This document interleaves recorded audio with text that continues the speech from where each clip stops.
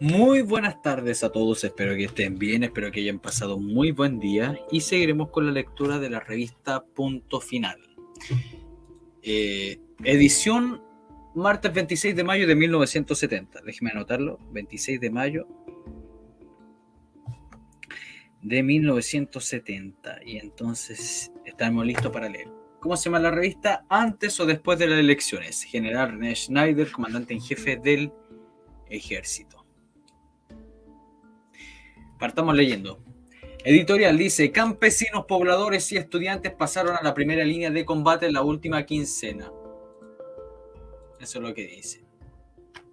Los primeros efectuaron un paro nacional de 24 horas protestando por la violación de numerosas leyes sociales que cometen los terratenientes. El paro nacional campesino, apoyado por las tres confederaciones que agrupan a los sindicatos de trabajadores agrícolas, alargó 48 horas en la provincia del Ñuble, donde los latifundistas, en lo que parece una franca colusión con el gobierno, están desafiando la lucha por la tierra que mantienen los campesinos.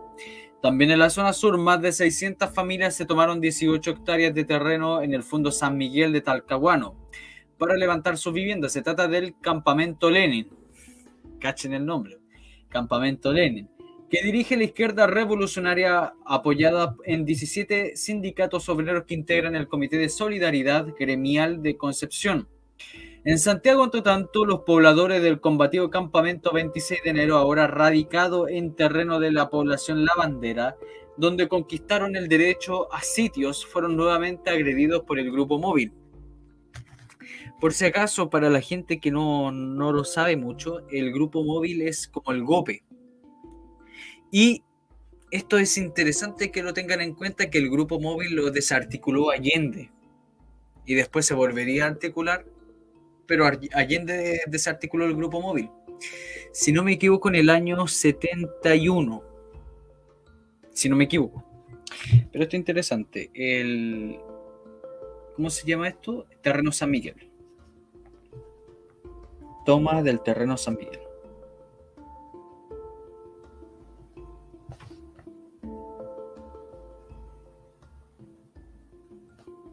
Página 4. No, página 3, me equivoco. Esto es interesante porque algún día me gustaría hacer un listado de todo, bueno, intentar hacer un listado de todos los terrenos que se tomaron esta gente, obviamente. De todas las irregularidades que hicieron también. Después dice: los tribunales clasistas han cumplido también su papel. En Concepción tramitan condenas de 3 años de cárcel para Nelson Gutiérrez y Manuel Rodríguez, ex dirigentes de la FEC. No sé qué sea la FEC. En Chillán piden 100 días de prisión para el alcalde García Moreno y el secretario general de la CUT local, Augusto Jiménez. En Santiago condenan a penas de relegación a cárcel a 4 dirigentes obreros y estudiantes de la izquierda revolucionaria. Entre tanto, ponen a libertad incondicional a terratenientes que han amenazado claramente con derramar sangre campesina a quienes participaron en los hechos donde perdió la vida el funcionario de la Cora en Longaví, provincia de Linares. En esa edición de Punto Final procuramos presentar una reseña de todos los hechos que van configurando claramente el espíritu de lucha que germina nuestra clase obrera y campesina. Punto Final está con los que combaten y desde sus columnas los llama a seguir adelante por la revolución. Armas en el campo e intrigas en la moneda. ¿Cuánto es? Es harto. Es harto. Son 4 páginas. Ya. Preparen sus oídos porque vamos a leer harto. Dice: el gobierno demócrata cristiano puso en escena Ñuble después del asesinato del jefe de zona de la Cora en Linares, Hernán Meri Fuenzalida, que lo vimos ayer,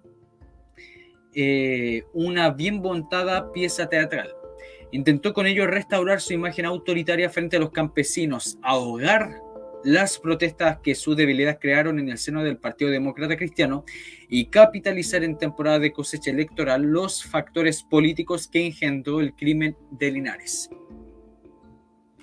En nuestra opinión, el objetivo más importante de la comedia escenificada en Ñuble, con un pintoresco entreacto de contrabandistas en Curicó en el descrito primero, o sea, mostrarse fuerte ante el campesinado a raíz del asesinato de Hernán Meri, ver Punto Final 104, o sea, lo que vimos ayer, la autoridad paternalista del gobierno se resintió gravemente en el campo. Buena parte de los campesinos chilenos no han logrado todavía sacudirse de lo que algunos llaman conciencia dependiente, que les impide ver la composición clasista del Estado o del gobierno.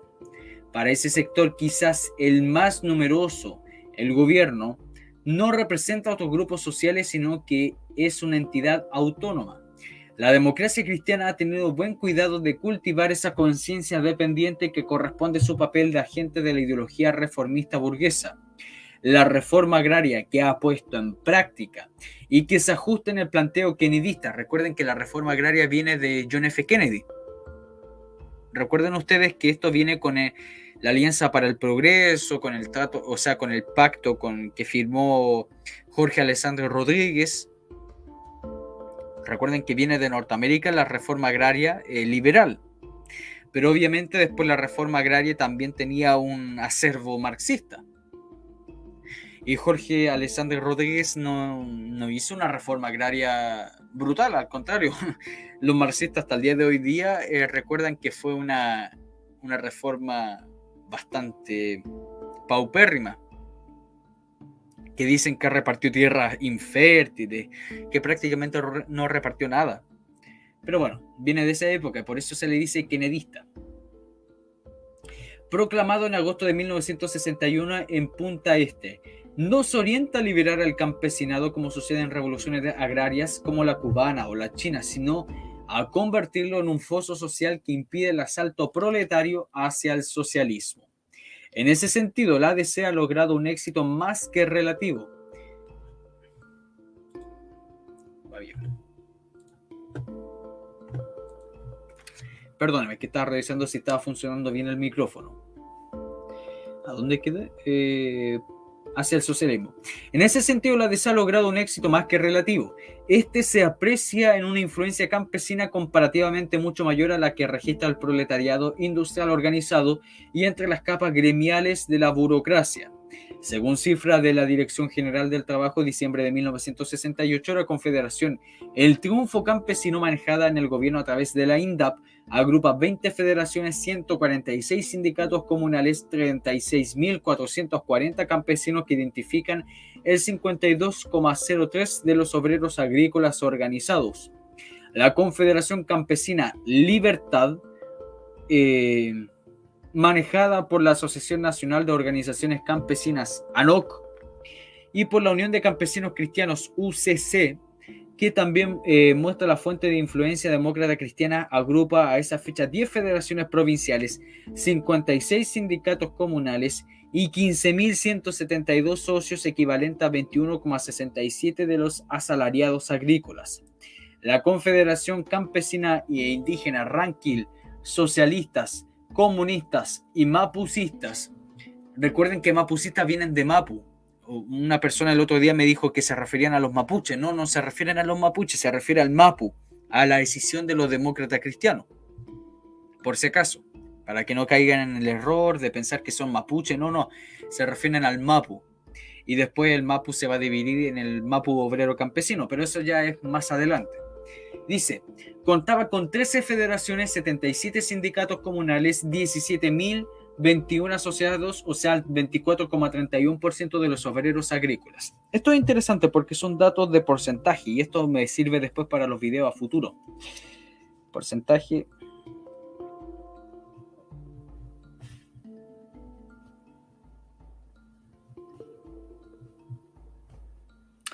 Página 4. Esto es interesante porque los datos son fundamentales, estimados. Yo sé, y lo he repetido siempre, que el relato mata al dato. Mucha gente dice, no, el dato mata al relato. No, mentira. Muchas veces el relato no sirve frente a un relato que, aunque sea mentira, pero bien fundamentado, destruye 1000 veces a un dato que sea verdadero. Fíjense los comunistas cómo han vendido la pomada durante casi 30 años, con datos que son falsos, pero con un relato que es muy fuerte. Entonces igual los datos sirven, pero hay que mantener un relato fuerte.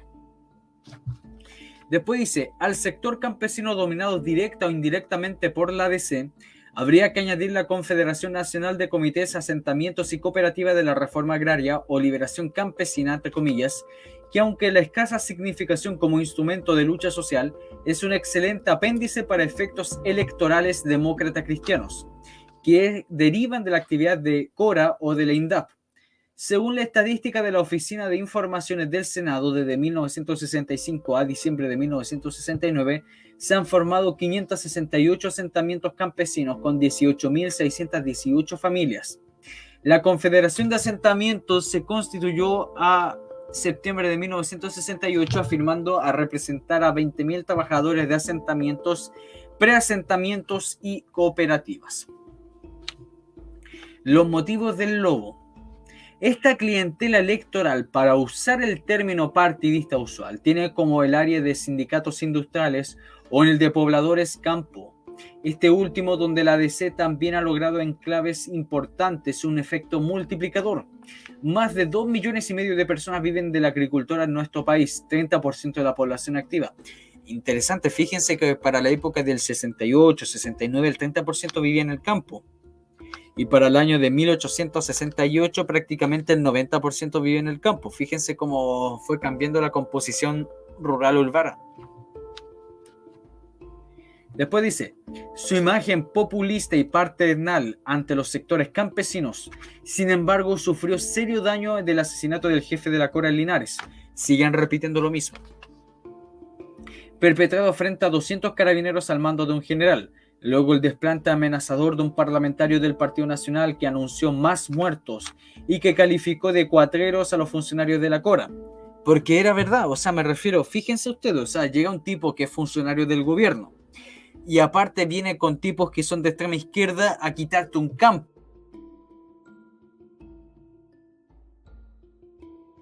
Es dueño de un pedacito de terreno y después llega un tipo de la Cora que viene representante del gobierno, más un montón de tipos campesinos que son de extrema izquierda y en algunos casos armados. Obviamente se le puede denominar de cuatreros. Y usted tiene dos cosas, aceptar o aceptar. A que le quiten su tierra, a quitarle donde usted ha vivido toda su vida. Bueno, pero acá punto final obviamente da vuelta a la tortilla, o sea, le importa un pepino la gente que vivió ahí, o las familias que viven ahí, o los inquilinos que viven ahí, porque él piensa, según punto final, piensa que todos los inquilinos que vivían ahí eran todos unos explotados.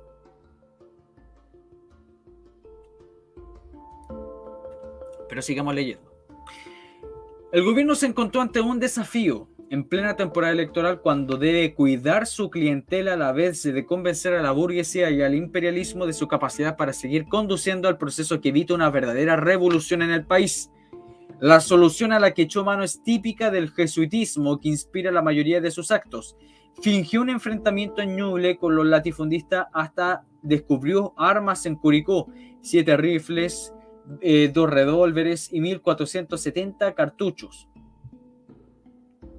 Aplicando la ley de seguridad interior del Estado, pero con guante blanco. Los tribunales parecieron entender que les pedía y colaboraron dictando órdenes del caso para poner en libertad incondicional. Acto seguido, a terratenientes que todo instante se mostraron alegres y confiados sabiéndose de los actores del show. Dice, barricada con saco de arena a la puerta del fondo de la ermita en Bulnes, provincia del Ñuble. Aquí presuntamente se han entrenado a guardias blancas derechistas.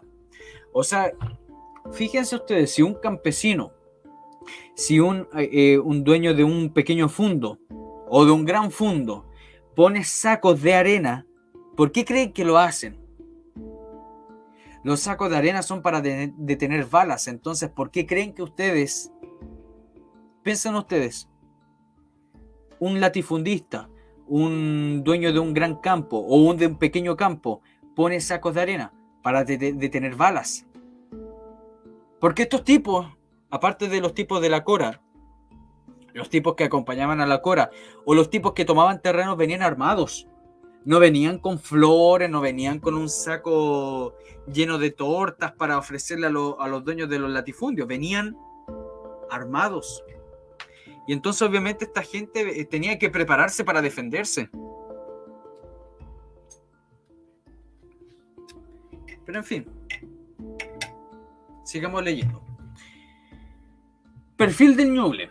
La provincia de Ñuble está en el extremo sur de lo que se conoce geográficamente por el Chile central y que comienza al norte de la Aconcagua. Desde el ángulo de una reforma agraria es la zona más importante del país. El valor de sus tierras según el avalúo fiscal corresponde al 60% total nacional. Esto ocurre no solo por la calidad de sus tierras, sino también por su cercanía a los principales centros de consumo. En todo caso, en Chile central está el 76% de la tierra regada del país y el 39% de la tierra arable. Su superficie territorial alcanza los 9,3 millones de hectáreas, el 12,5% del total, y en su frontera se desarrolla el 28% de la explotación agropecuaria del país, aportando aproximadamente el 45% de la producción agrícola nacional. Esto es interesante también, voy a anotarlo.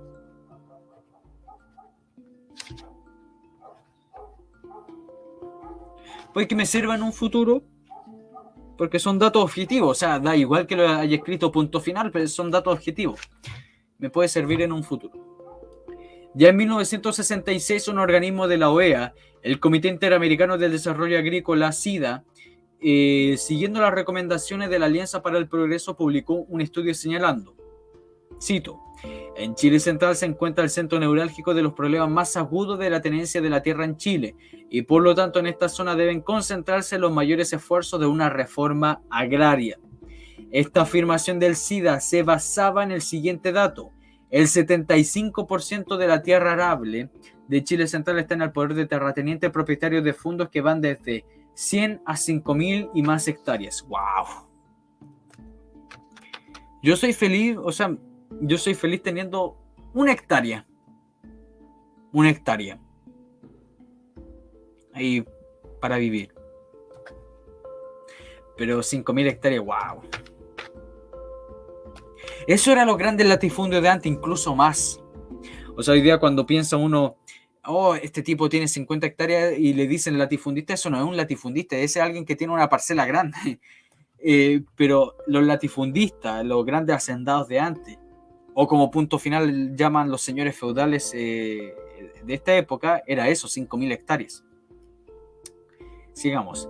Chile central es el nudo más visible del latifundismo. Naturalmente, la reforma agraria demócrata cristiana ha sido relativamente más débil en la zona, aunque el ministro de Agricultura del régimen, Hugo Trivelli, exdirector ejecutivo de la SIDA, no ignora que es allí donde se presenta con más fuerza el complejo latifundio-minifundio que caracteriza al agro chileno. En Ñuble, entre el 65 y el 69, la reforma agraria expropió 52 fundos e instaló 35 asentamientos con 792 familias. La gran mayoría de esas expropiaciones fueron gente de la derecha. Los demócratas cristianos nunca expropiaron gente, o prácticamente nunca expropiaron gente de la democracia cristiana, siempre expropiaron gente de la derecha, del Partido Nacional, o gente ligada a la derecha, por si acaso.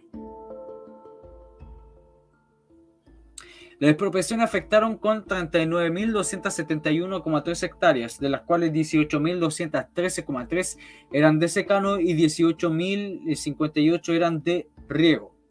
Elio Salazar, presidente de la Federación de Asentamientos de Ñuble, aseguró a punto final que su organización controla 42 asentamientos constituidos, 1.200 campesinos y 6 por constituirse. La federación trabaja estrechamente ligada a la CORA e INDAP. En Ñuble operan federaciones campesinas afiliadas a las 3 confederaciones arriba mencionadas. La de Pedro Aguirre Cerda pertenece a la Confederación El Triunfo Campesino, la Isabel Riquelme y la Confederación Ranquil, y la Bernardo Higgins a la Libertad.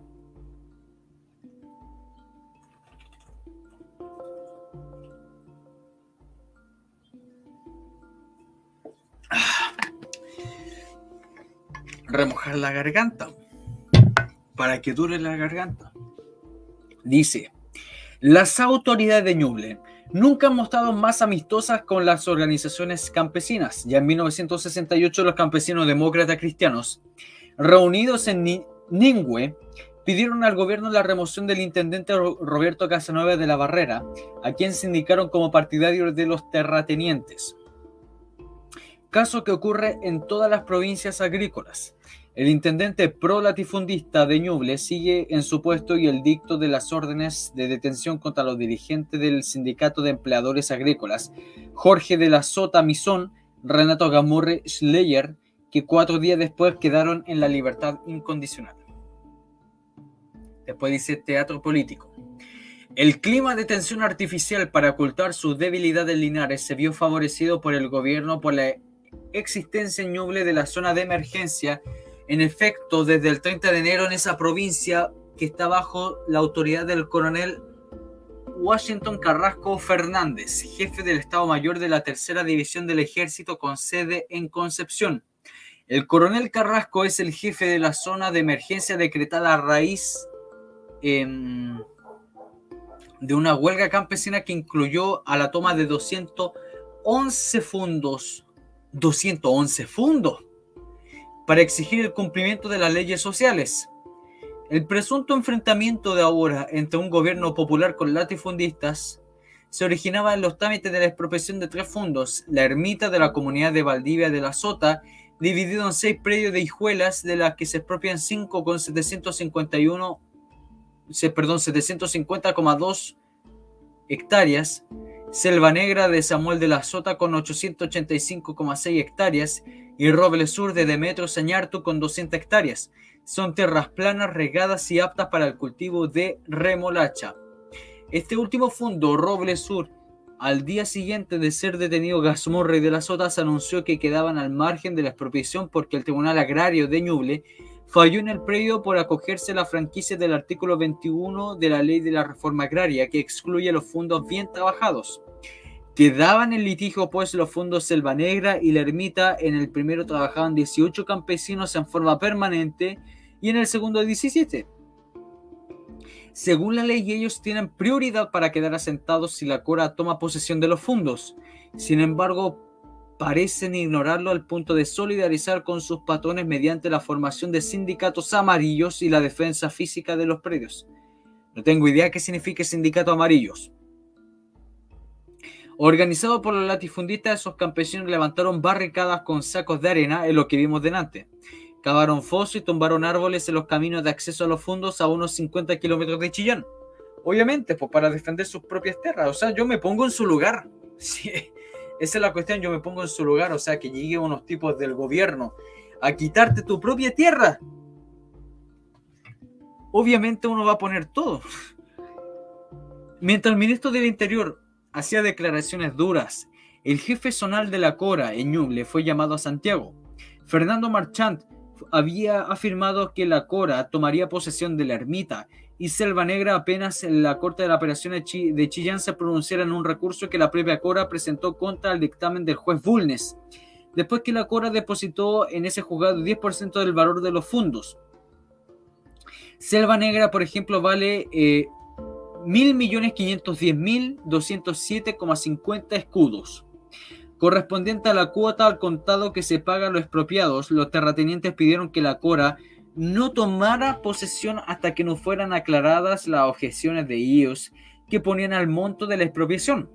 Debe recordarse que minutos antes del asesinato de Hernán Meri, al terrateniente Gabriel Palma Benavente exigió un cheque al día de 1 millón de escudos para entregar el fondo de la piedra. Obviamente, o sea, si te quieren quitar el fondo, obviamente uno va a pedir plata por ello.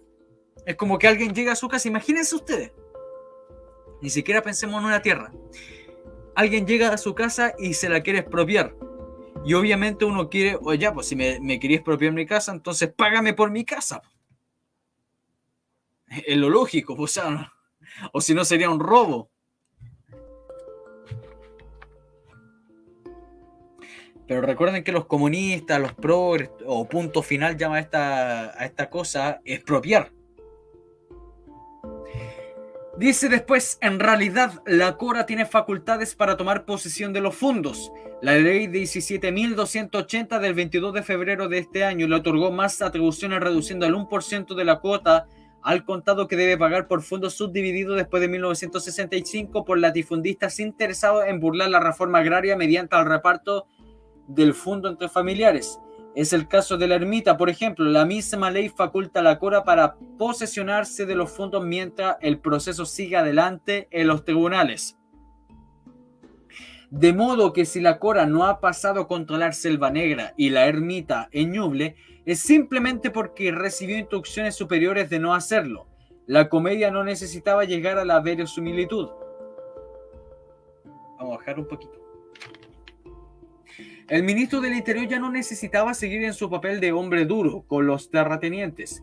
Le calza mejor el de apalador de los profesores, estudiantes y pobladores.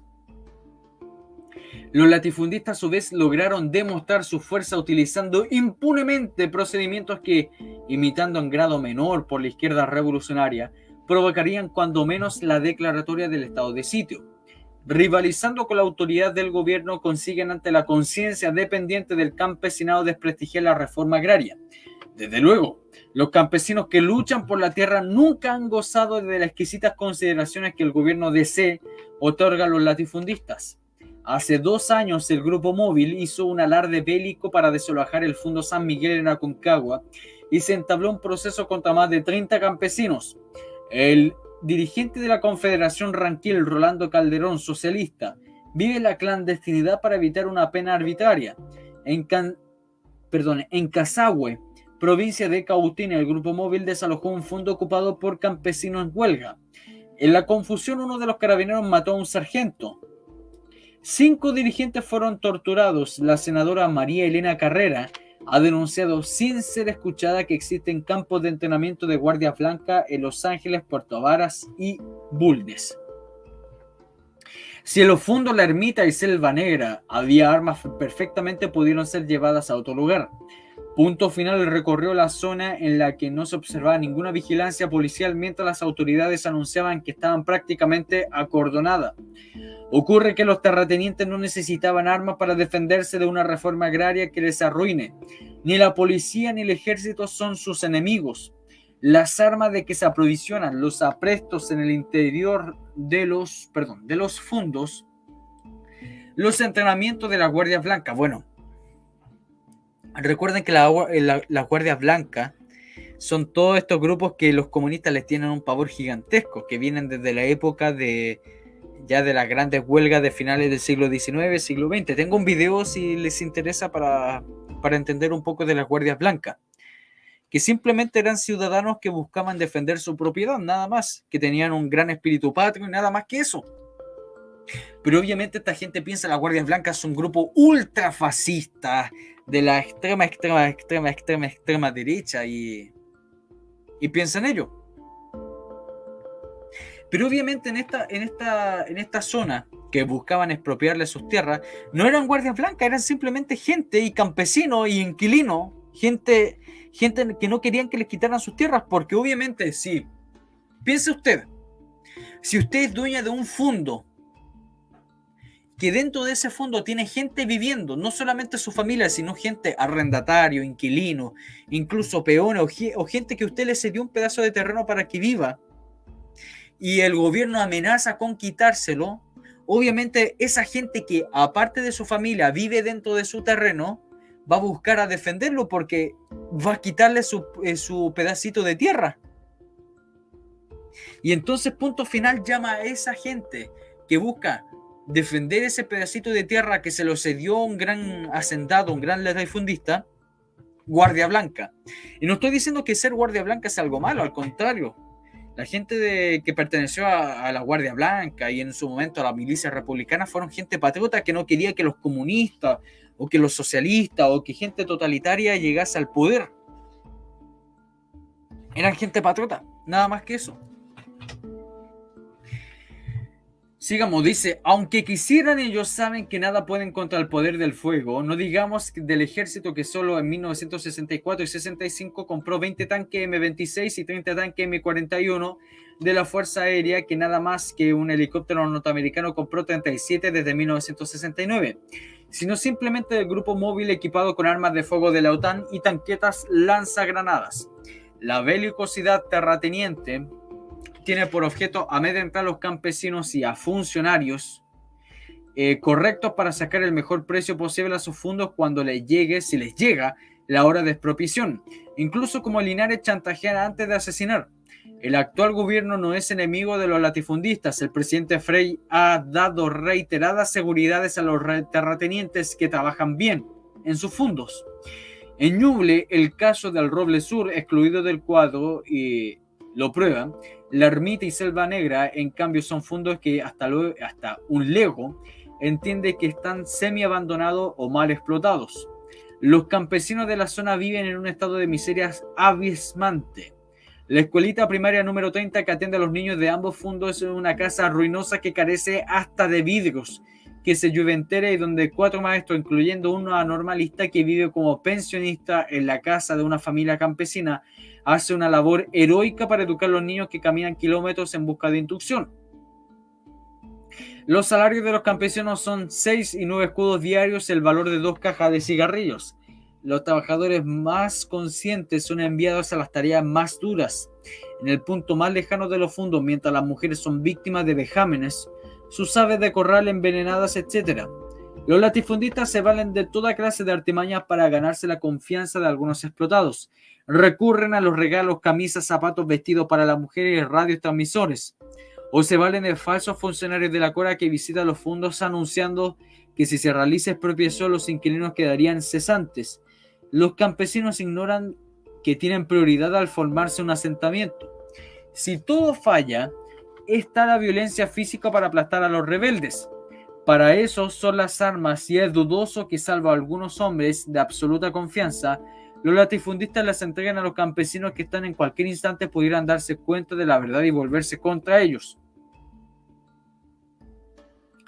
Según el vicepresidente de la Cora, Rafael Moreno, hasta el 9 de marzo se habían expropiado, es que es muy chica la letra, se habían expropiado 1.200 fondos con una superficie de 3.200.000 hectáreas. Solo 280.000 hectáreas son de riego. La superficie regada del país es de 1.300.000 hectáreas. Añadió que se había constituido asentamientos solo de 960 fondos. Se han entregado 3.000 títulos de propiedad. Frey prometió hacer 100.000 nuevos propietarios en el campo y se espera terminar el periodo con 1.500 fondos expropiados. Volviendo a las cifras de la SIDA, hay que recordar que en Chile hay poco más de 10.000 grandes explotaciones agrícolas con una superficie total de 22 millones y medio de hectáreas. La reforma agraria demócrata cristiana, por lo tanto, significa un pelo de 10% que se ha comprado a un buen precio al latifundismo. No siempre le ha arrancado a disgusto. El 36,4% de los predios expropiados lo fueron a petición expresa de sus dueños, acogiéndose a esto a condiciones más favorables de indemnización en virtud del artículo 10 de la ley. Aparte de la mínima de alcance físico, la reforma agraria demócrata cristiana es ideológicamente contrarrevolucionaria.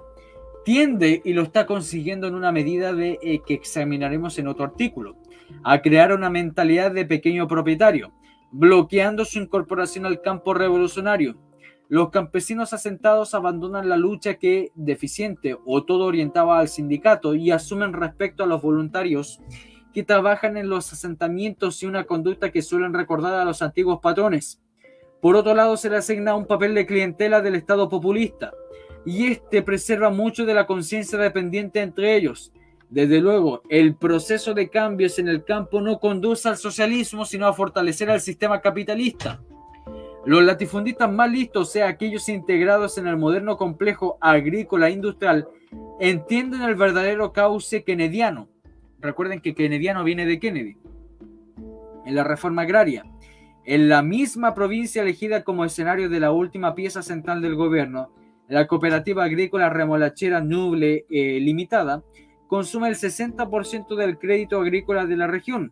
Su principal cliente de la industria azucarera nacional, S.A. y ANSA, donde los intereses latifundistas engranan con el Estado que representa, sirve y protege.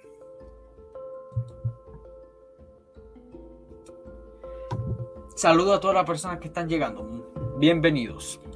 Recuerden, por favor, dejar su like, compartir, difundir la labor que está haciendo este canal. Y recuerden que en marzo, si Dios quiere y si Dios me da vida y salud, van a tener ya los primeros videos de la Unidad Popular. Así que difundan el canal, hagan esa pega, difundan por todos lados, ya sea los canales Patriota, ya sea en los canales, bueno, no en los, ya sea en los canales Patriota o ya sea en sus conocidos. Difundan lo que va a ser este canal en marzo. Hagan eso, por favor. Es lo único que le pido. Es lo único que le pido. Difundan. Bien. Sigamos. Campesinos de Lampa no quieren propiedad privada. ¿Según quién? Ya. Wow, este parece que hoy día vamos a leer mucho. Porque generalmente en las otras revistas de Punto Final había mucho de cuestiones internacionales, de Nicaragua, de África, de Cuba. Pero hoy día parece que en esta revista tocó harto de Chile. Dice, campesinos de Lampa no quieren propiedad privada. Punto Final habla por todos los campesinos de Lampa, obviamente. Porque les preguntó a cada campesino si no querían propiedad privada. Dice, el lunes 4 de mayo de la madrugada, el chico Moisés Morales de la Alambrada del antiguo Fundo Peralillo de Lampa dio la señal a sus compañeros para que entraran al potrero. El grupo que lo acompañaba comenzó inmediato a instalar los enseres, viejos colchones, utensilios de cocina, mientras las mujeres se preocupaban de poner a resguardos a las improvisadas carpas que levantaron, ahí a los niños más pequeños. En el centro de la tierra que los acogía, en un mástil improvisado, enarbolaron una bandera chilena. Fíjense antiguamente cómo eran todos estos tipos que se tomaban tierras.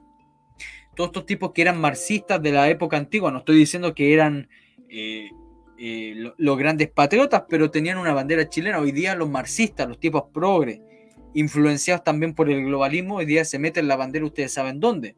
Pero por lo menos esta gente que eran de izquierda tenían cierto grado de patriotismo. Se tomaban un terreno, y nosotros sabemos que eso es un robo, pero se tomaban un terreno y ponían la bandera chilena. No andaban poniendo la bandera del Gualmapu, no andaban poniendo la bandera de LGTJQHI, no andaban poniendo la bandera de la ONU, ponían la bandera chilena, o sea, tenían cierto grado de patriotismo. Esa es la ironía. Tranquilos como si ejecutaran labores cotidianas, riéndose por lo bajo ante las perspectivas que cada uno veía la acción, casi sin mirarse entre ellos, los campesinos tomaron una decisión: no abandonar el pedazo de tierra, así tuvieran que dejar la vida ahí. Bonifacio Arancibia, huesudo de alta estatura, de 58 acuestas, viudo pero con una madre y una hermana a quienes mantener, me dijo días después de la toma del predio: cuando anoche vinieron los carabineros, yo les dije, de aquí no me muevo, mátenme si quieren, pero de aquí no me sacan. La noche anterior, miércoles 3, un piquete de carabineros bien apertrechado se instaló frente al campamento, de donde no se han movido hasta ahora. Sépalo, mi teniente, que no nos opondremos resistencia, no nos defenderemos, pero tendrá que matarnos a todos si quiere sacarnos, le declaró Moisés Morales al jefe de la unidad policial. El oficial y la tropa, como cualquier habitante de la zona de Lampa, provincia de Santiago, sabía que la acción de los campesinos estaba justificada por hechos reales. Un ejemplo, son los 4 hermanos Vergara cesantes hace 3 años. Hay otros que han pasado 5 años sin tener trabajo permanente. La inseguridad, la miseria son los factores que los agruparon y los llevaron a tomar finalmente la decisión. El Servicio Nacional del Empleo, SENDE, realizó una encuesta en el lugar y totalizó 81 cesantes en Lampa, todos en el área agraria. 53 de ellos se inscribieron en el Comité de Cesantes de Lampa y se organizó Moisés Morales con algunos de los más desesperados de las semanas previas en la toma de la tierra. Cito: no hemos sido ayudados ni asesorados por ningún partido, dicen los campesinos. El 8 de febrero escribieron las autoridades de la Cora.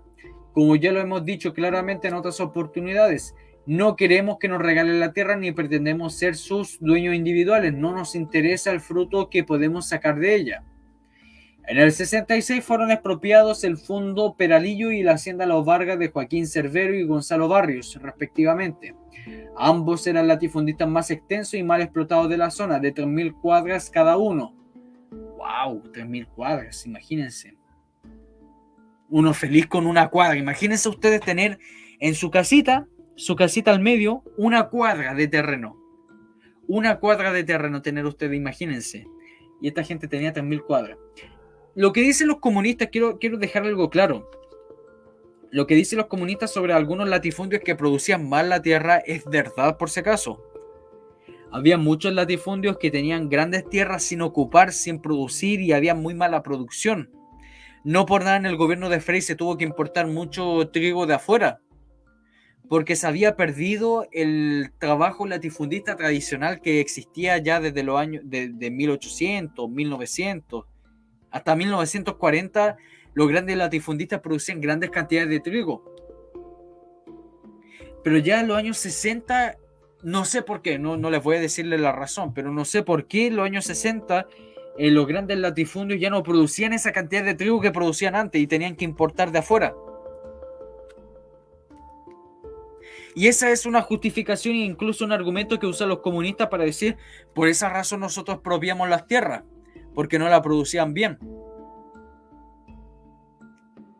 Y en parte es cierto, no la producían bien. Antes la producían bien, pero en esa época de los 60 no la producían tan bien. Esa es la razón. Me gustaría conversar con alguien de los años 60 para... Y obviamente que tuvo un campo, que trabajó en un campo, de la razón por qué no la producían tan bien. Dice, saltémonos todo eso porque está hablando de la Cora. Dice, en la carta enviada a las autoridades de la Cora expresan dos. Damos a conocer la tragedia de campesinos de otro lugar existiendo en Lampa, campesinos que han trabajado toda su vida en este lugar y según lo conocemos de la ley tienen sobrado derecho para llegar a las tierras. 3. Damos a conocer la expulsión de los campesinos asentados sin darles razones de tal medida, ni entregarles sus libretas ni liquidaciones de balance. Y continúa la carta. 6. Tenemos también el caso de compañeros que trabajando en carbonerías dentro de los asentamientos no les han dado contratos legales ni se les paga leyes sociales. 7.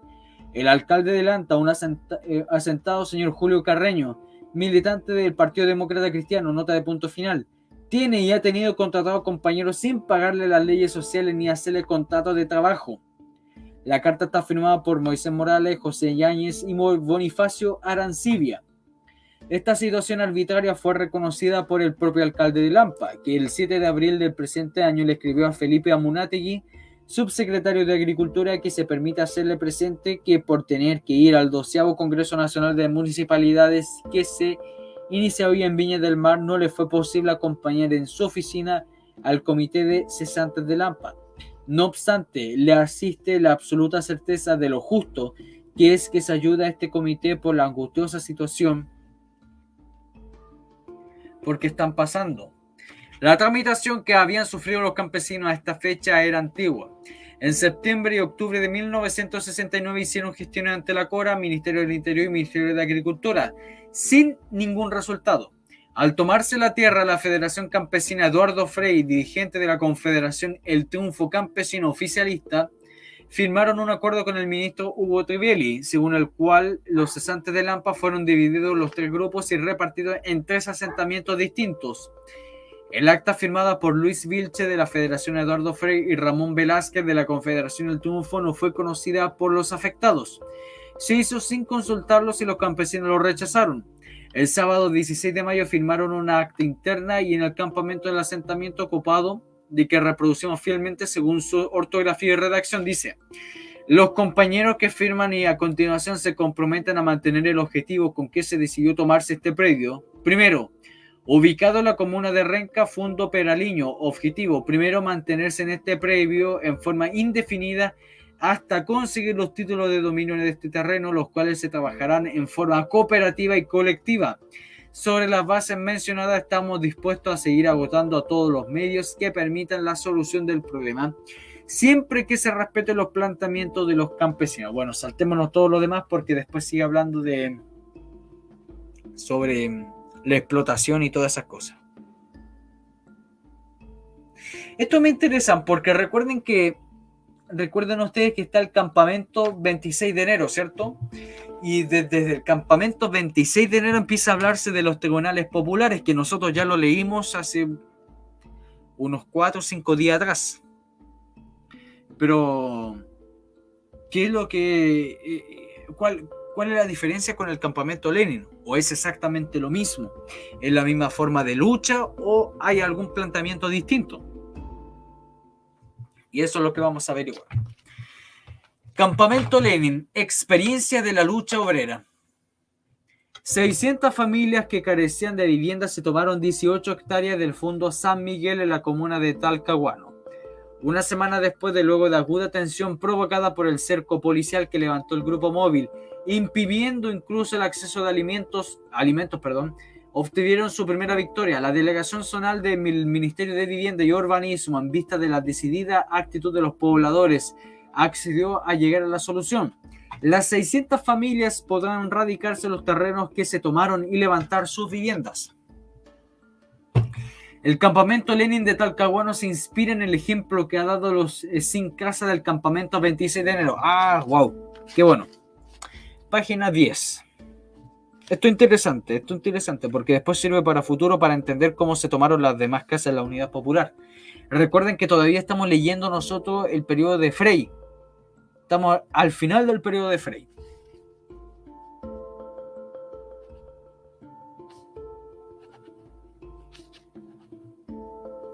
Página 10. Perfecto. ¿Se fijan? O sea, el campamento 26 de enero fue prácticamente un ejemplo, una base para seguir a todos los, a una gran mayoría de las personas que buscaban tomarse un pedazo del terreno de algún propietario. Interesante eso. Después dice, sin embargo, la gestación del campamento Lenin tiene peculiaridades. Desde luego, la toma de terreno fue organizada a través de sindicatos obreros de la provincia de Concepción que se agruparon en los recién formados Comité de Solidaridad Gremial. Este comité trata de elevar el nivel de combatividad de la clase obrera en Concepción, importante centro industrial y estudiantil.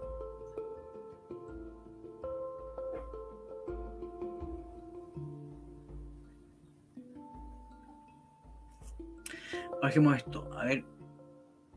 Estos últimos, los estudiantes se han incorporado en actividades al comité tanto en el plano de los universitarios como el de los secundarios. Se me borró el PDF. Esperen, denme un momento. Denme un momentito.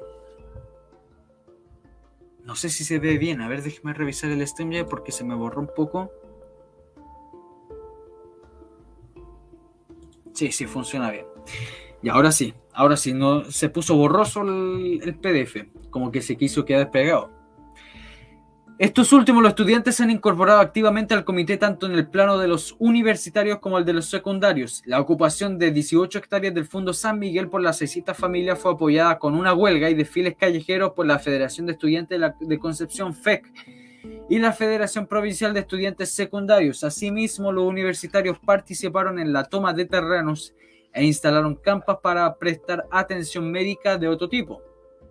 13 sindicatos obreros formaron inicialmente el campamento Lenin y posteriormente el número de organizaciones aumentó a 17.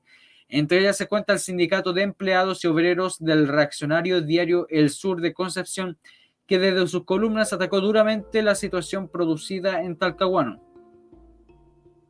El comité que organizó y condujo el éxito a esta nueva lucha de los sin casa se constituyó formalmente solo el 28 de abril, emitiendo una declaración que fija sus objetivos. 1. El Comité de Solidaridad Gremial es el centro aglutinador de todas las organizaciones de los trabajadores, de los pobladores y de los estudiantes que, para unificar sus luchas y estructurar una acción común que tienda a la destrucción del régimen social vigente y la construcción del socialismo. 2. El Comité de Solidaridad Gremial tenderá a organizar en sindicatos los trabajadores manuales e intelectuales del campo y de las ciudades, públicos y privados, sin limitación de ninguna especie, para incorporarlos a la CUT, cuya declaración de principios en su integridad se entiende como parte integrante de la declaración de principios del CCG. 3. El Comité de Solidaridad Gremial propenderá a concientizar a los pobladores, trabajadores, cesantes en generales, en todos a los habitantes de las poblaciones marginales de emergencia y callampas, para organizarlo en junta de vecinos y en comité que agrupen a los arrendatarios y a los sin casa y a los allegados, y constituyen la Central Única de Pobladores de Chile con el mismo fin y el Comité de Solidaridad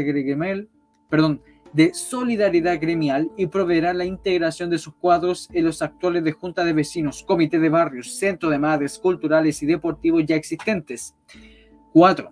El Comité de Solidaridad Gremial considera que el estudiantado es esencialmente de avanzada. Recuerden ese nombre, por favor, avanzada. Los tipos que van a avanzada no significa que son la vanguardia, son la vanguardia intelectual. Cuando hablan la vanguardia de obreros o la vanguardia de luchadores, se refieren a los tipos que empuñan armas. Pero cuando hablan de la avanzada, son la vanguardia intelectual. Ojo con eso.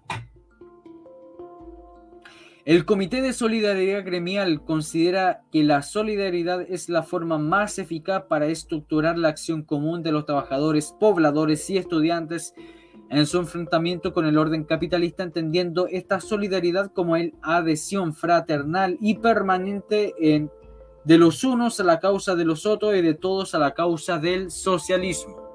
6. El Comité de Solidaridad Gremial entiende que el ejercicio práctico de la solidaridad creará las más variadas maneras de enfrentamiento. Tendrá por esto que fijar para cada caso las convenientes formas de acción común, conjugando los métodos legales e ilegales de lucha. Atentos con eso. 7.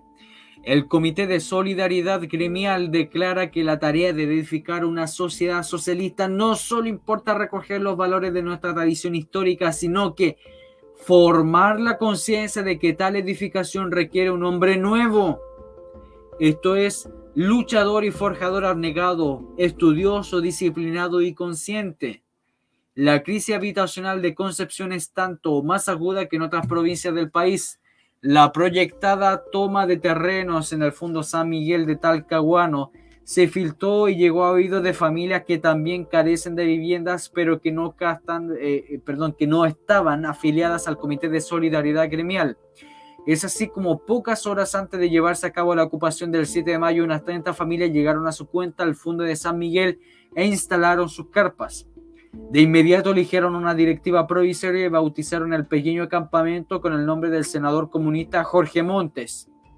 Es una verdadera carrera contra el tiempo para impedir que el grupo móvil alcanzara a cerrar los accesos del Fondo San Miguel. Los dirigentes del Comité de Solidaridad Gremial movilizaron a las familias que participarían en la toma. Consiguieron llegar a tiempo a los números de familias y aumentó las 600. El grupo móvil, pisándole los talones, acordó la zona y trató de rendir por hambre a los pobladores, impidiendo el ingreso a los alimentos. Producida la ocupación, se realizó una nueva asamblea, esta vez con participación de todas las familias que ocupaban terrenos. La mayoría impuso una nueva directiva encabezada por Javier Navarro del MIR. Vamos a anotar esto.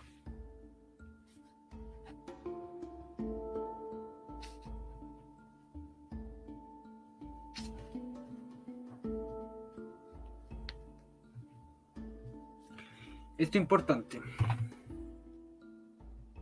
Los pobladores de Lenin se han organizado internamente en forma muy parecida a cómo se hizo en el campamento 26 de enero. Eso es interesante saberlo. Desde luego cuentan con grupos de milicianos encargados del orden interno y de la defensa del campamento. Algunos voluntarios han tenido que ser rechazados para las guardias nocturnas porque son muy jóvenes, de 12 a 14 años. El primer galpón que se levantó en el campamento correspondió al centro cultural donde se dictan charlas de concientización y en el cual se están formando una biblioteca con libros y revistas de literatura revolucionaria. ¿Ustedes recuerdan lo que decía el Che Guevara sobre mantener a la gente con lectura revolucionaria? Hay que mantener a la población adoctrinada. Nosotros lo leímos. Y el MIR es totalmente guevarista. Siempre ha seguido una tradición guevarista. Y la revolución permanente no significa simplemente estar siempre disparando, sino mantener a la gente que te sigue con el mismo pensamiento y doctrina permanente. Porque la gente muchas veces se da del alcachofazo, se empieza a dar cuenta, oye, parece que esto no es tan bueno. Pero si te siguen metiendo libros, si te siguen metiendo revistas, si te siguen metiendo charlas y discursos, te mantienen en el veneno constante.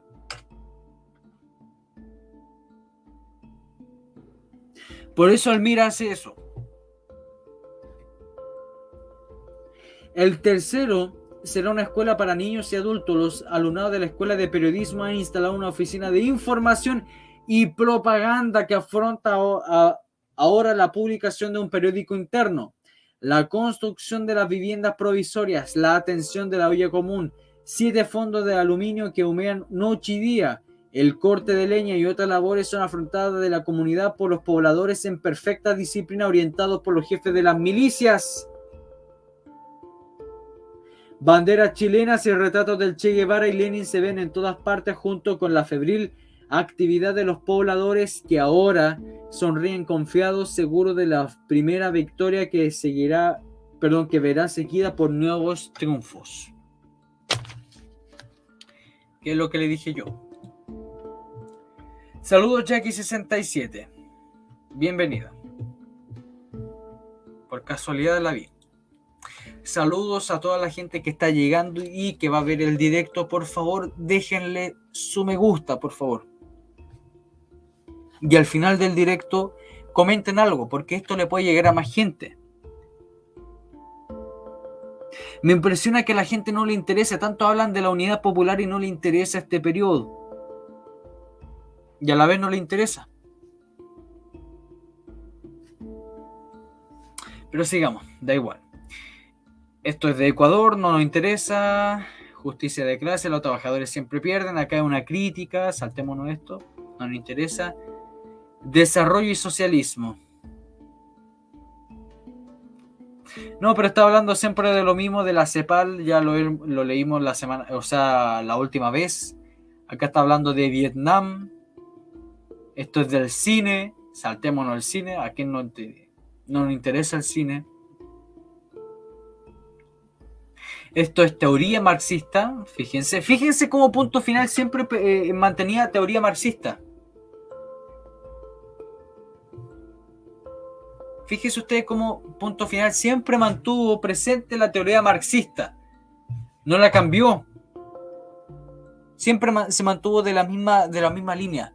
Siempre adoctrinando a la gente que lo leía, porque puede que la gente se pegue un alcachofazo. Y eso es normal, o sea, en gente relativamente inteligente es normal pegarse un alcachofazo. Oh, wow, me equivoqué, parece que esto no era conveniente. Pero si constantemente te vienen adoctrinando con ideología, bueno. Nicanor Parra. Leamos esto de Nicanor Parra, ¿qué les parece? Abajo está el excelente humor de punto final. Vamos, ¿qué dice Nicanor Parra? Dice: a las 2 de la tarde del 12 de mayo, un cable escueto se abría paso por una selva de interferencias radiales hasta el teletipo de prensa latina, entre noticias sobre las depredaciones norteamericanas en el sudeste asiático y bombardeos con napalm y guerrilleros brasileños y otros sucesos mundiales.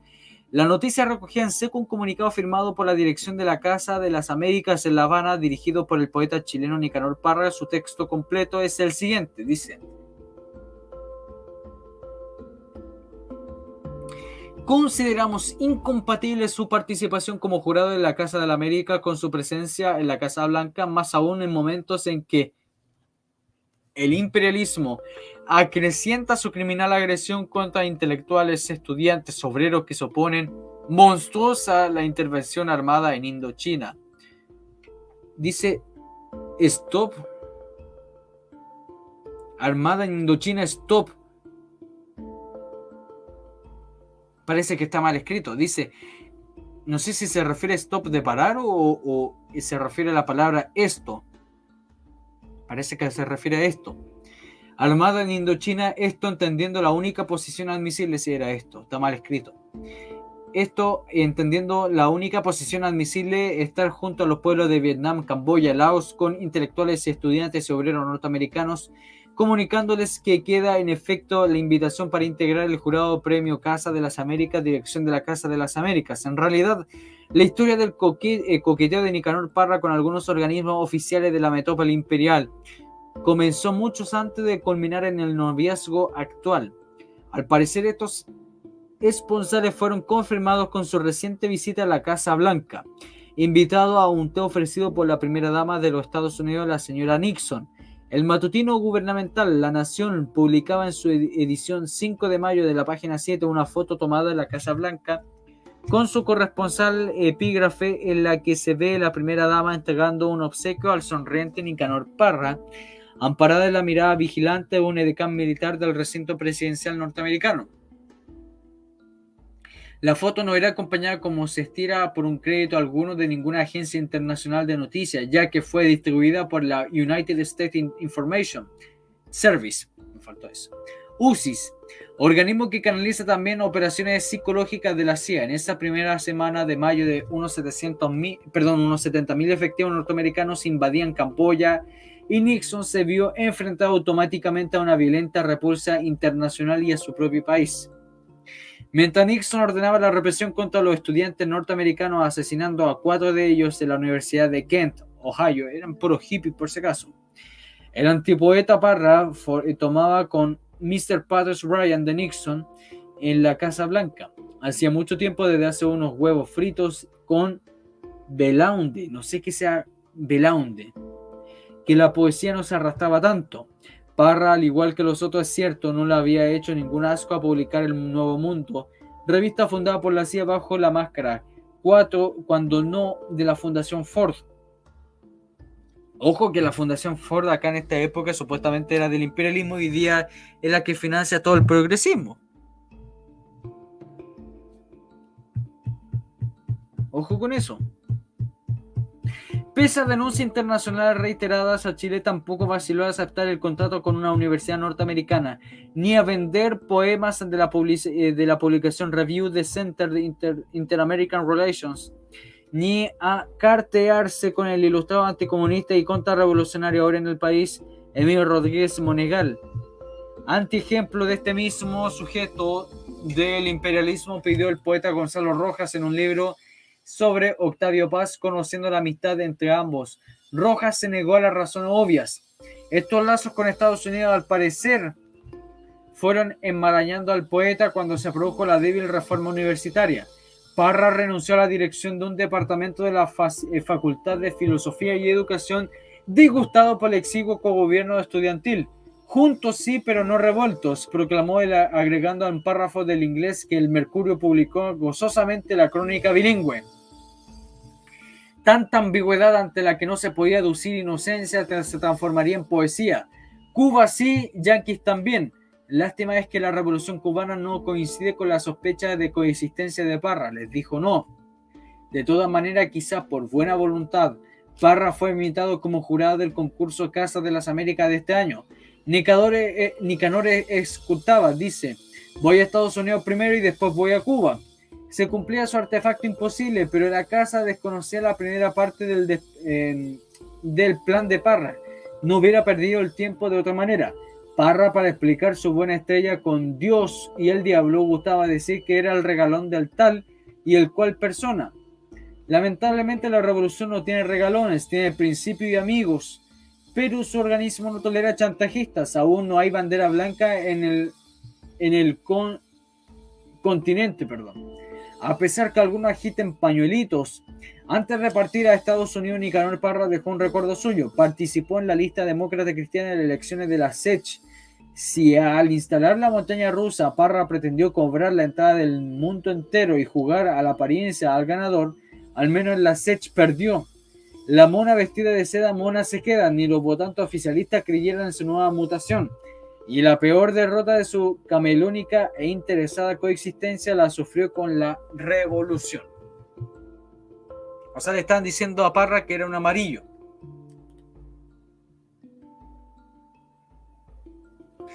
Comunistas que los metieron a la cárcel.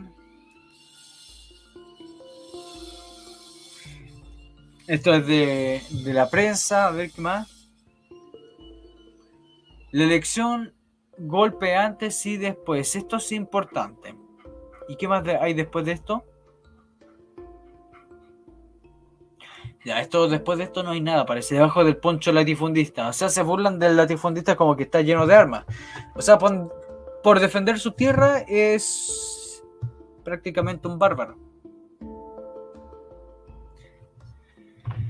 A ver, dice, las Fuerzas Armadas han estado siempre presentes en las decisiones políticas más importantes de Chile, pero los habitantes del país, especialmente los que tienen acceso a los medios de difusión, prefieren señalarlos como ajenos a los fenómenos políticos. Así establecen una diferencia con las restantes naciones latinoamericanas en las cuales la intervención militar en la vida política es un hecho público y notorio. La aparente presidencia de los militares y los asuntos políticos son otro de los mitos del hombre medio chileno que mantiene para avalar en su espejismo más querido la alta politización de los ciudadanos del país.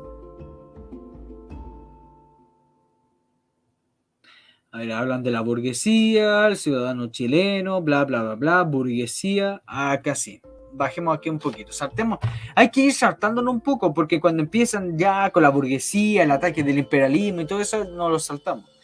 Dice en una declaración formulada el 10 de mayo pasado el senador ultraderechista. Recuerden que Julio Durán fue un personaje del Partido Radical. Y el Partido Radical era de la centro derecha que estaba más bien, que tenía cierto puntos en comunes con la derecha, pero no significaba que porque tuviesen ciertos puntos en comunes con la derecha era de ultraderecha. Pues fíjese, Julio Durán puso al senador ultraderechista Julio Durán, reveló 2 ciudadanos que fueron elegidos legalmente para ocupar la presidencia de la República y pudieron llegar a ella luego de medir visto bueno con los militares. El senador Durán declaró en Chile hay procedentes sobre consultas formuladas de los jefes militares por el jefe del Poder Ejecutivo, como fuera en el caso de la formulada el general Oscar Novoa al término del gobierno del presidente Alessandri con ocasión del triunfo de don Pedro Aguirre Cerda sobre don Gustavo Ross Santamaría, pero la consulta hizo después del acto eleccionario y ante la votación estrecha y reclamada. El otro caso sucedió al término del gobierno del presidente González Videla, quien consultó al general Arnaldo Carrasco con ocasión del triunfo por mayoría relativa de don Carlos Ibáñez del Campo, el cual no tiene fuerzas parlamentarias suficientes y el general le informó que estimaba conveniente respeto a la primera mayoría, ya que ella representaba la voluntad popular expresada en las urnas. El senador Julio Durán contó parte de la verdad porque el general Oscar Novoa, que además de ser un militar conservador, mantenía docilidad extrema ante el presidente Alessandri. Intentó desconocer el triunfo de Aguirre Cerda y fue uno del sector oficiales del ejército, entre ellos los tenientes coroneles Carlos Vargas y Guido, que se ve mal, Permo parece que el apellido, Permo Barrios, lo que opusieron las órdenes de que pasara al objetivo que diera su superior. Es posible que la diferencia fundamental que exista entre el comportamiento de los elementos castrenses y de Chile sea su apego ante las formas legales que no le has impedido intervenir en los asuntos políticos. Bueno, esto saltémonos porque está hablando. Esto es interesante, mire, fíjense acá, mire. Fíjense que es bueno leer a grandes rasgos, pero ir saltando lo que no es importante. Fíjense lo que dice acá. Durán agrega que el general René Schneider Cheró, recuerden que René Schneider es el general que fue asesinado, René Schneider Cheró, es amigo personal de Radomiro Tomic, candidato a la presidencia del Partido Demócrata Cristiano y que tiene respeto intelectual por el senador Salvador Allende, candidato presidencial de la Unidad Popular. René Schneider. Este es un dato importante, fíjense ustedes.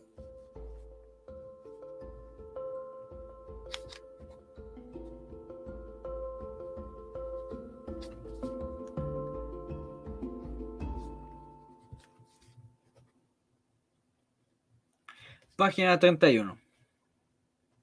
Yo creo que muchos de estos datos no lo conocía nadie. Dice el senador Durán, formando en las asambleas radicales en las que ganó el dominio de la técnica de las triquiñuelas políticas, no solo atacó a la comandante en jefe del ejército, porque este no es partidario de Alessandri, según sus propias palabras, sino que le pasó el bla, bla, bla, bla, bla, bla. Saltémonos todo eso, ataque al general.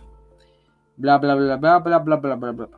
Acá dice, el general René Schneider desató la ira de la ultraderecha luego que ésta, por intermedio de su vocero más importante, el diario El Mercurio, consiguió una declaración del alto jefe militar respecto a la elección presidencial de septiembre.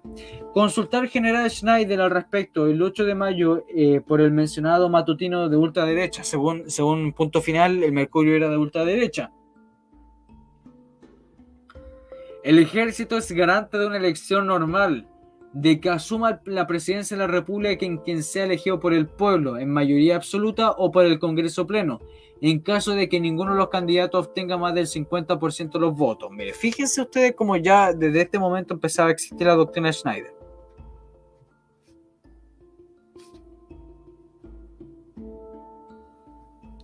Página 30 y 31. A ver qué dicen.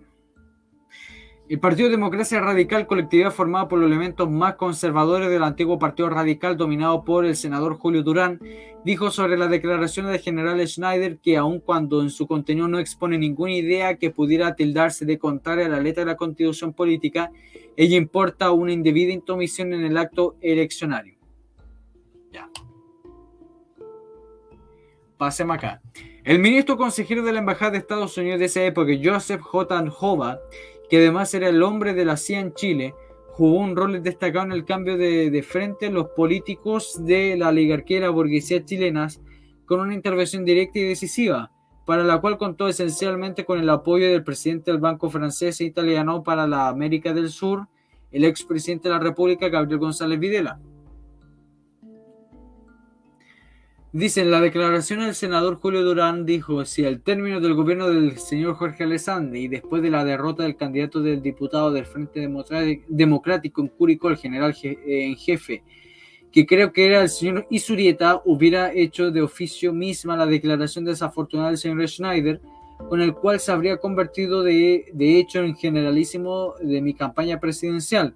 Podría haberme impulsado a continuar la lucha para obtener la mayoría en las urnas y haber derrotado a las fuerzas parlamentarias que me acompañaban y que eran ampliamente mayoritarias en el Congreso Pleno, al candidato que me hubiera podido derrotar en las urnas con votos directos del pueblo.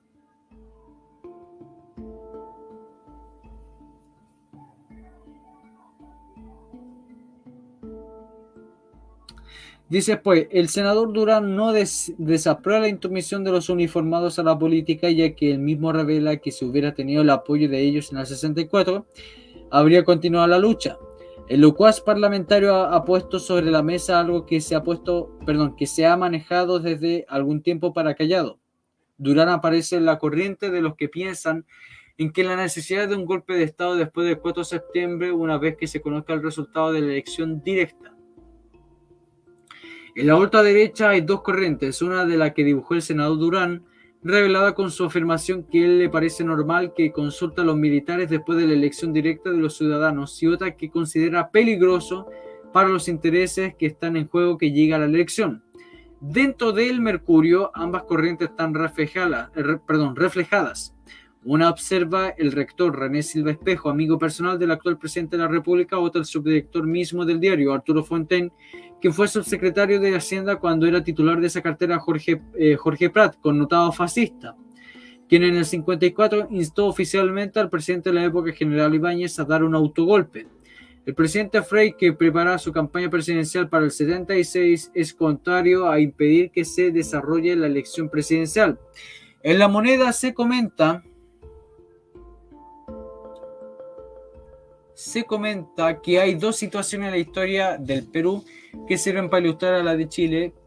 Podría plantearse en Chile una de esas planteadas, que es las Fuerzas Armadas Peruanas, el presidente Manuel Prado, a raíz del triunfo presidencial de un hombre del APRA, y la otra la provocada por las mismas fuerzas del presidente Fernando Baloande ante la realización de una elección presidencial en octubre del 68.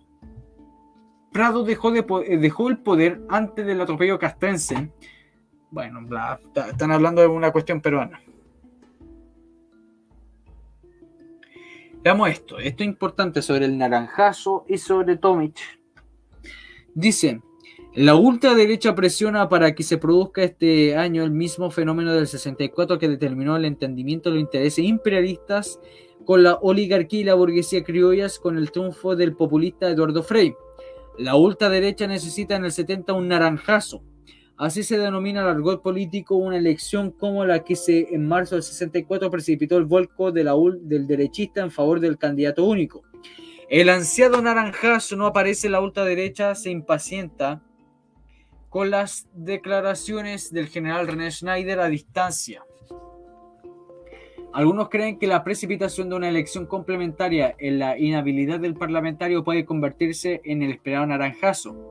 Como en el 64 la izquierda tradicional sería vencedora ante el fenómeno de los estrategos de la operación ultraderechista, que propondrían en el 64 el eslogan todos con Allende. Eso significaría la eliminación de Tomic y Jorge Alessandri. Este último aparecería hasta octubre del 69 la mejor chance de la ultraderecha, pero luego el pronunciamiento militar que se registró en esa fecha, acontecimiento que lo obligó a anticipar el lanzamiento de su campaña, perdió terreno.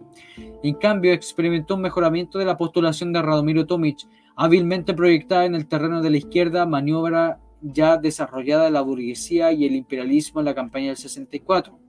Tomic, con un fuerte aparato de propaganda apoyado por una fortuna inconmensurable, ha logrado descontar distancia en la carrera presidencial.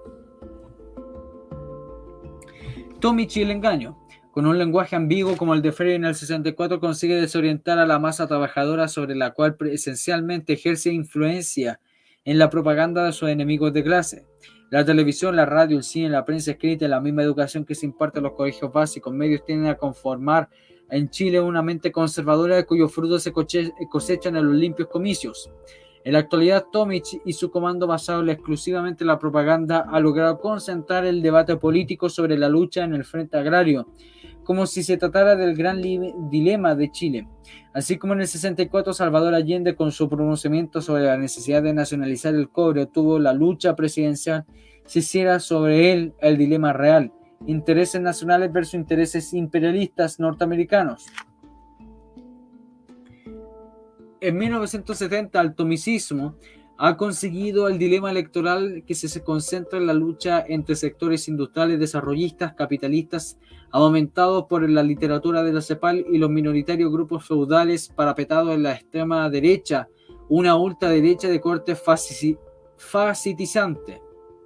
El tomicismo, por intermedio del control que mantiene la Corporación de Reforma Agraria Cora, ha conseguido centrar la lucha presidencial sobre el dilema agrario y hasta ha conseguido industrializar la memoria de un honesto mártir, el ingeniero agrónomo Hernán Meri, víctima de su sensibilidad funcionaria. En los últimos 15 días, los titulares sobre el conflicto agrario, reforma agraria capitalista versus los últimos reductos feudales, ocupan la atención de los lectores, y muchas materias realmente que inquietan al pueblo han quedado relegadas. Eso ha determinado que la iniciativa propagandística útil en las luchas legales la tenga en las manos del fuerte aparato de la democracia cristiana. El robustecimiento de Tomic y la declaración del comandante en jefe del ejército hacen difícil ahora que se produzca el entendimiento entre alessandristas y tomicistas. Mientras la esperada llegada del presidente Eduardo Frei se esfuerza por evitar que se acentúen las pasiones frente a los alessandristas y tomicistas, porque de ocurrir esto se ocurría difícil maniobra destinada a contener la victoria de la izquierda por la vía electoral.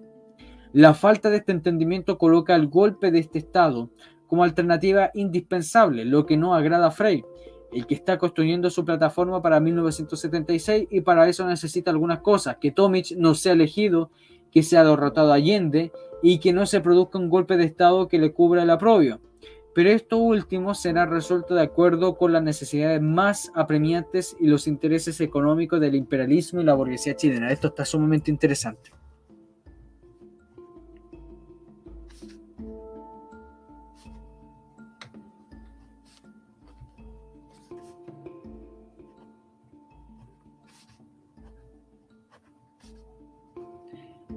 Página 33.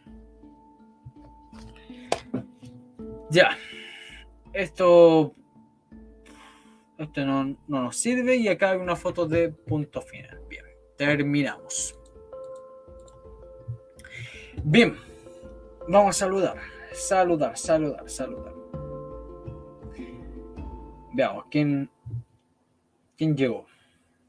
Saludos a Tomasita Torquemada, Maggie, Jorge Ulloa, José Muñoz, Legión 1488, saludos. Fractal, Silvia Gutiérrez, qué bueno que le interese, estimado. Paula Ortega, bienvenida. Rodolfo Latapiat, Miriam Mena, Víctor Hugo, Matlas, Claudia M. Solo existo, saludos, estimados, bienvenido. Jackie 67, Patricio Miranda, Elife, Catherine, Ro RG, Don Arminio, bienvenido, estimado. Sansani. Y hecho. Estamos pasando lista, como dice Tomasita. Cuídense mucho, que Dios los bendiga. Recuerden, por favor, dejar su me gusta. Por favor, los me gusta son fundamentales para el canal. Vean los videos. Por favor, les pido que vean los videos. Difunda los videos. Compartan los videos con todos los posibles, sobre todo con los cabros chicos. Si quieren hacerle una contraofensiva a los cabros chicos para que no estén consumiendo lo que los profesores comunistas le dicen, muéstrenle los videos de este canal de Historia de Chile. Y difundan el canal, por favor, hagan eso. Si ustedes tienen plata y quieren poner un super chat en otro canal, pongan, hoy está el canal del Viejo Historia. Todo eso sirve para este año. Este año es fundamental porque este año cumple los 50 años del gobierno, o sea, del gobierno, del pronunciamiento militar. Y este canal va a contar el periodo de la UP. Entonces necesitamos toda la propaganda posible y ustedes son los que hacen esa propaganda. Cuídense mucho, saludo a Arminio, muchas gracias Arminio. Y recuerden que el canal está totalmente desmonetizado. Totalmente desmonetizado. YouTube está haciendo un bloqueo a este canal, así que si cualquier aporte ayuda al canal. Recuerden eso. Cualquier aporte ayuda al canal. Está Flow, está Patreon, está PayPal y todas esas cuestiones. Ayuda al canal. Y eso. Que Dios los bendiga. Nos vemos para mañana. Saludo Emily, bienvenida. Y hasta luego. Nos vemos mañana para seguir leyendo la revista Punto Final. Chao, chao.